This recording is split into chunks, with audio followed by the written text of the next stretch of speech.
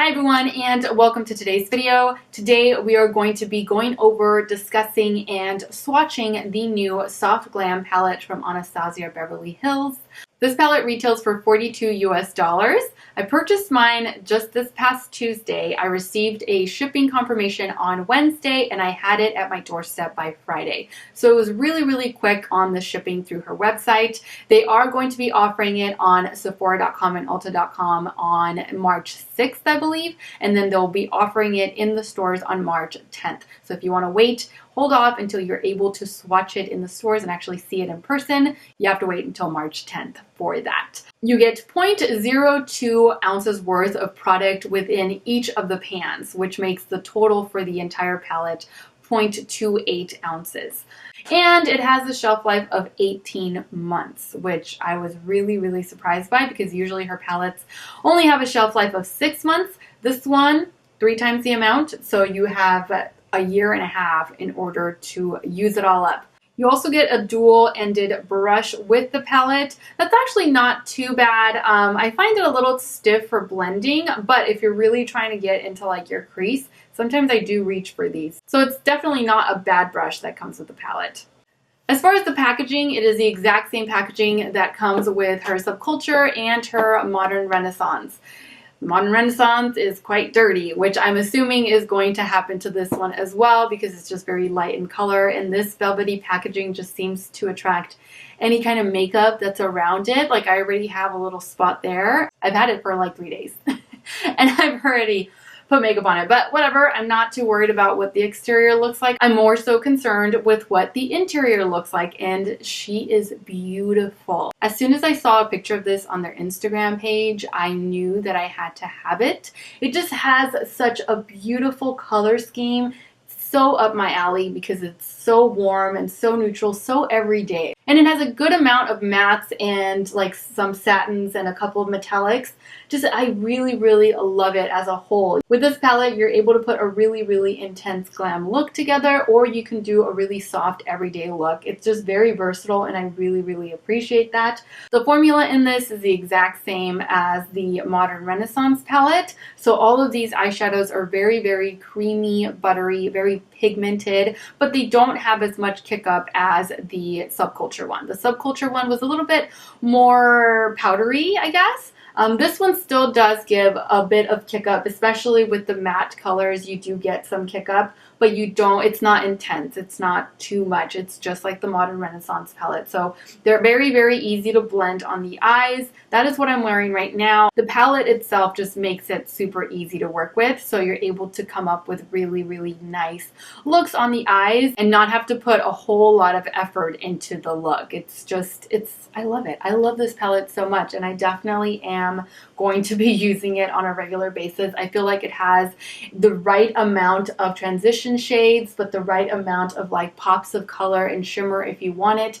I feel like with this palette, you can go really deep and glam, or you can keep it really nice and soft for like an everyday, and it'll still work and it'll look beautiful on the eyes. So definitely an A+ on this one. I've used it 3 times now and I love it. I love it.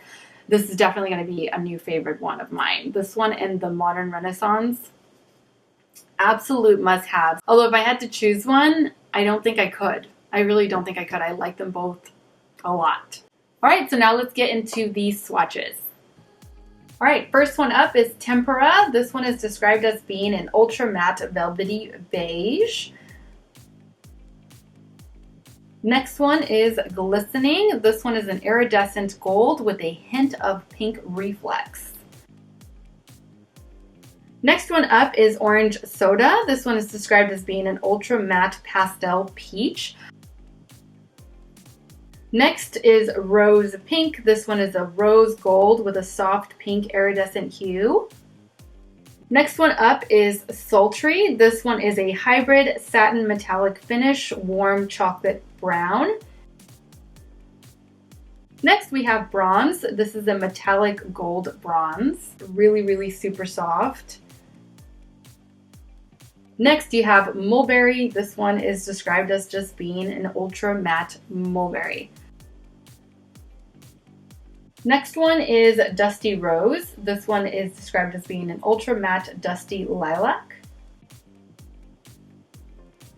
Next one up is Fairy. This one is a multi-dimensional light gold. Next one is one of my favorites. This one is Burnt Orange. It is described as being an ultra matte deep orange. Next one is Sienna. This one is an ultra matte earthy brown. Next one up is Rustic. This one is an ultra matte deep cinnamon brown.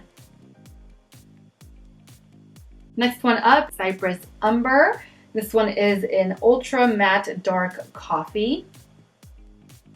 And last but not least, we have Noir, which is an ultra matte deep carbon black. And let me tell you, this is pretty intense. So there you have it. Those are all of the swatches with a finger and with a brush, just in case you're interested in how they look with either or. I know a lot of people don't like seeing finger swatches because it's definitely not what you would get with a brush.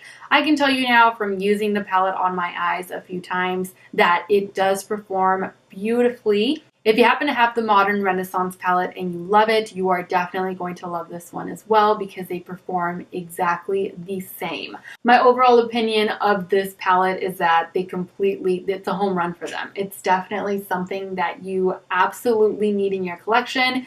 If you like warm neutrals and maybe you're just starting off with makeup, definitely look into this one because it has everything that you need just all in one palette. I really, really like it. So those are my thoughts on the new Soft Glam palette from Anastasia Beverly Hills. Thank you all so much for watching. I truly hope that you enjoyed this review and that you found it helpful. Don't forget to subscribe so that you don't miss out on future product reviews, makeup tutorials, or beauty-related videos. And also, don't forget to follow me on all of my other social media platforms. I am All Beauty by Sarah with an H on Instagram and All Beauty by Sarah without the H on Snapchat and Twitter. As always, take care, and I will see you all in my next video. Mwah.